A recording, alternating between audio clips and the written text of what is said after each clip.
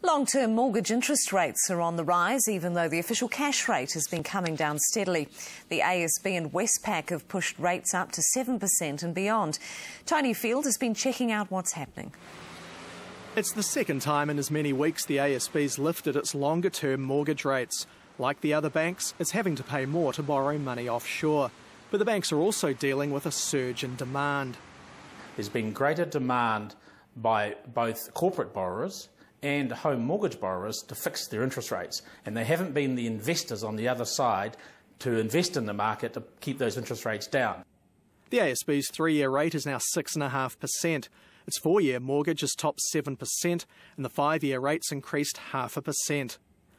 People have been signing up for the fixed-term mortgages because they believe long-term rates are about as low as they're going to get. But as more people sign up, it increases the upward pressure on the rates.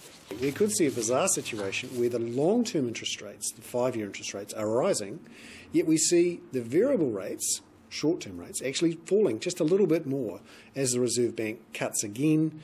The official cash rate has little effect on something like the 5-year rate.